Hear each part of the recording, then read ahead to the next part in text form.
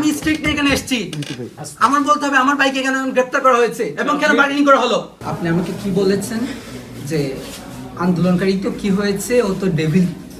Police আসলে এই মুহূর্তে কতটুকু অসহায় যে একজন পুলিশকে হত্যা করেছে, পুড়িয়ে মেরেছে, থানা জ্বালিয়ে দিয়েছে, এমন বক্তব্য পুলিশের অফিসে বসে দেওয়ার পরেও সেই ব্যক্তিকে ছেড়ে দেওয়া হয়েছে। আসসালামু আলাইকুম। হবিগঞ্জে ঘটে গেল এক অপ্রত্যাশিত ঘটনা, যেটা জানলে আপনি সম্পূর্ণভাবে অবাক হয়ে যাবেন। হবিগঞ্জের থানায় গিয়ে সমন্বয়ক প্রবেশ করেছে এবং সেখানে হবিগঞ্জ থানার যে ওসি তাকে ধমকাচ্ছে। কি কারণে? কারণ ছাত্রলীগকে গ্রেপ্তার করতে হয়েছে তাই। তো এই জন্য সেই সমন্বয়ক পুলিশকে ধমকাচ্ছে। তো আজকের ভিডিওতে আপনাদেরকে সেইটাই জানাবো, আসলে এখানে দুষ্টিকার। ধৈর্য ধরে সম্পূর্ণ ভিডিওটি দেখতে থাকুন নাইমিলির কাছ থেকে। একটা ভিডিও দেখাচ্ছে, ভিডিওটা সবাই শেয়ার করবেন। আর পুলিশ আসলে এই মুহূর্তে কতটুকু অসহায় যে একজন পুলিশকে হত্যা করেছে, পুড়িয়ে মেরেছে, থানা জ্বালিয়ে দিয়েছে, এমন বক্তব্য পুলিশের অফিসে বসে দেওয়ার পরেও সেই ব্যক্তিকে ছেড়ে দেওয়া হয়েছে। আর যাকে ছেড়ে দেওয়া হয়েছে তিনিও সাবেক ছাত্রলীগ নেতা। আর যাকে ছাড়াতে এসে এই পুলিশের ঊর্ধ্বতন কর্মকর্তার সাথে আজকে যে বাকবিতণ্ডার ভিডিও দেখছেন সেও কিন্তু সাবেক ছাত্রলীগ নেতা। মূল ঘটনা জানাবো কে এসআই সন্তোষ শর্মা, ওই দিন তার সাথে কি ঘটেছিল। ভিডিওটা একটু বড় হবে, আগে মনোযোগ দিয়ে শুনুন বৈষম্য বিরোধী ছাত্র আন্দোলনের এই নেতা মাহাদি হাসানের বক্তব্যটা। আমরা এতগুলো ছেলে এখানে কি বাইসে আসছে নাকি?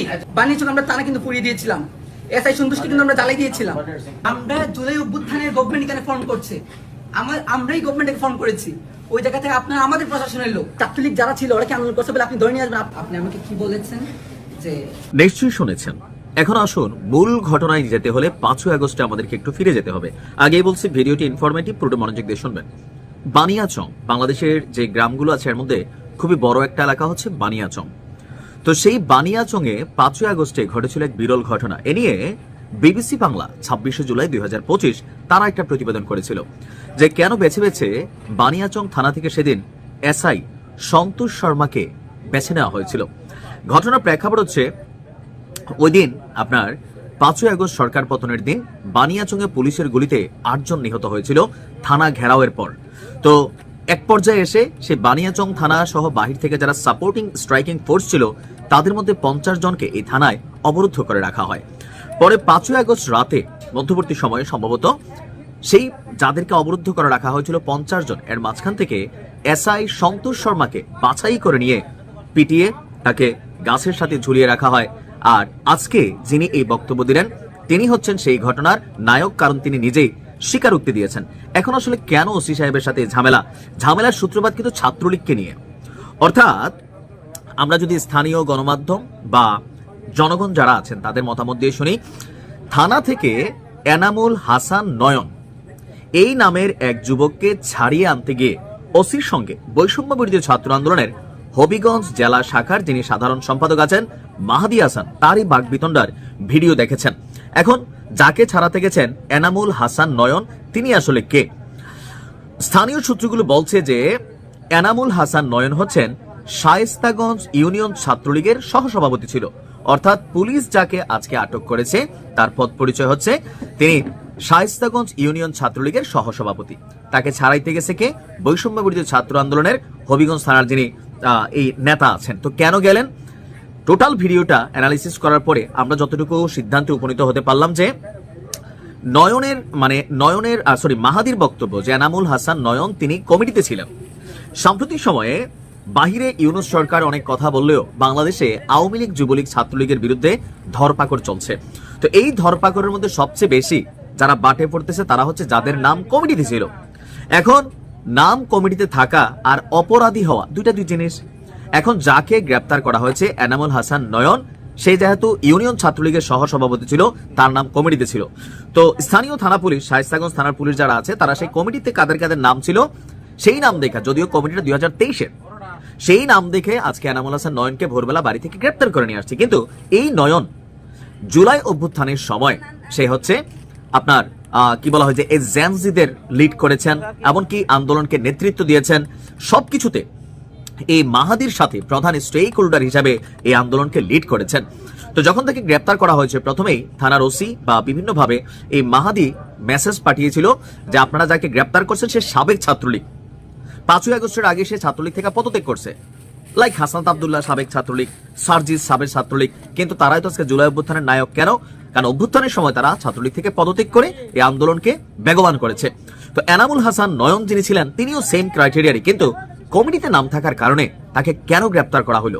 আর এই জন্য হোয়াটসঅ্যাপে এবং বিভিন্ন মাধ্যমে ওই আন্দোলনের সময় মাহাদি এবং নয়নের কিছু ছবি পুলিশের কাছে পাঠানো হয়েছিল।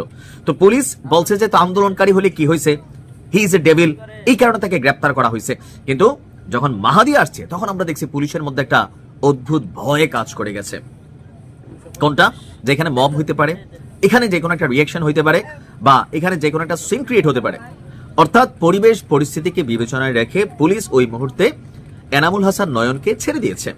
পরের দিন স্থানীয় সার্কেল এসপি আছেন, উনিও সেখানে সম্ভবত উপস্থিত হন। সহকারী পুলিশ সুপারের মধ্যস্থতায় আপনার এনামুল হক নয়নকে ছেড়ে দেওয়া হয়। আর মাহাদি যখন পরিচয় দিচ্ছিল ওই যে বানিয়াচং থানা জ্বালাই দেওয়ার কথা, তারপর হচ্ছে যে সেখানে পুলিশের এসআই সন্তোষ শর্মাকে মাইরা ফেলার কথা প্রকাশ্যে গণমাধ্যমে স্বীকার করেছে। প্রশ্ন হচ্ছে নয়ন অথবা মাহাদি কে কোন দল করছে ফ্যাক্ট না, ওই মুহূর্তে আন্দোলনের সময় অনেক কিছু জায়েজ ছিল, কিন্তু পুলিশকে হত্যা করা এটা কি জায়েজ ছিল?